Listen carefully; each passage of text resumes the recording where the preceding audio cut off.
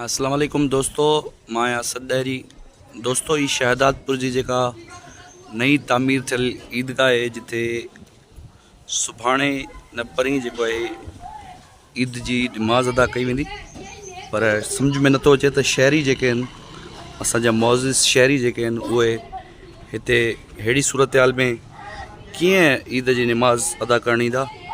ये तव्हां ॾिसी सघो था त हीअ ईदगाह जो मेन गेट है, उनके साम्हूं ही जेको है मस्जिद है। मस्जिद जो गेट है शहरी जेके आहिनि हिन वक्त वो तव्हां ॾिसी सघंदो त एक शख्स जेको है ग़ालिबन मौज़िन है नमाज जो, वो मस्जिद में वियो है, नमाज जो टाइम थियण वारो है। पर सूरत हाल जेका शहदादपुर जी इंतज़ामिया जी नाअहली सबब जेका है ही सूरत हाल थी रही है। ऐं हिन सूरत हाल में माण्हू जेके आहिनि शहरी मौज़िज़ असांजा उहे कहिड़े जहाज़ ते या ॿेड़ी ते चढ़ी ईंदा जो हिते अची नमाज़ अदा कंदा। ये नई तामीर थियल ईदगाह है। ईदगाह जा टोटल 3 गेट आहिनि। ईदगाह जा टोटल 3 गेट आहिनि।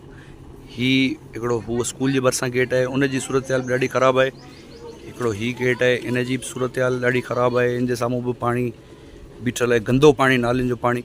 इंतज़ामिया ख़बर न आहे किथे घुमाए, अञा ताईं को बि तहरुक न वरितो वियो आहे। असांजो मुतालबो आहे शहरियुनि जो, छो जो असां बि नमाज़ हिते ई पढ़ंदा आहियूं, सहाफ़ी बि शहरी आहिनि।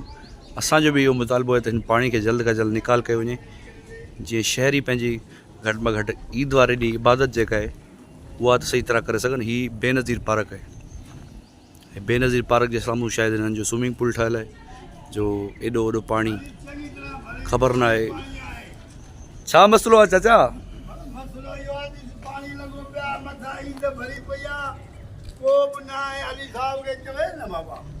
जी जी कहिड़ी सहूलियत आहे हिते सही ॾिसो था त जहिड़े माण्हू इन करे माण्हू चङो उहे कुते जो बि वेही कोन सघंदो हिते। हा सही अली साहिब जो कमु आहे त ईद बि अचे, हिनखे भंगियुनि खे चवे सफ़ाई करे, परियूं रोड बि भरियो पियो आहे, हिते बि भरियो पियो आहे। कहिड़ी सहूलियत आहे माण्हुनि खे? का सहूलियत कान्हे। वही जेके ईद जी नमाज़ पढ़णी था उहे भला कीअं उहे ॿाहिरि घर वेठा हूंदा, खटूं रखियो आहे अॻियां निमाज़ हुन खटुनि ते पढ़ंदा। ईदगाह के ॾिसो 3 गेट आहिनि, 3 जेके आहिनि पाणी जे साम्हूं आहिनि। बाबा ईदगाह ते ख़र्च त थियो, पर जेकी आहे सहूलियत त न थी न माण्हुनि खे। हाणे हिन किन मां निमाज़ जो कपिड़ो वॻो पाए वञे त कहिड़ो वरी निमाज़ थींदी? कोन थींदी, कान थींदी। सही। हींअर ॾिसो न हिननि जो पीपल पार्टी आहे न, इहे सभु आहिनि, अली साहब आहे, अब्दुरहमान आहे, इहे कोशिशि कनि न त कमु भलो थी वेंदो हलियो।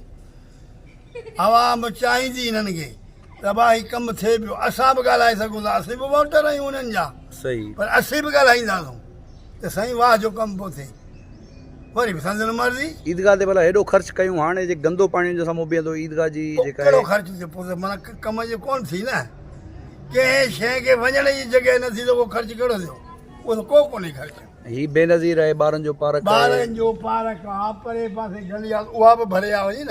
हितां तव्हां भरी, पर जे उपरियूं पासे त वञी भर न, ओॾे बि पाणी आहे, ओॾे बि पाणी अछर पाणी बीठल हूंदो। अफ़सल अफ़सल भरियो पियो आहे। छेणा मेन जा मेन जा छेड़ा आहिनि हिन मंदर।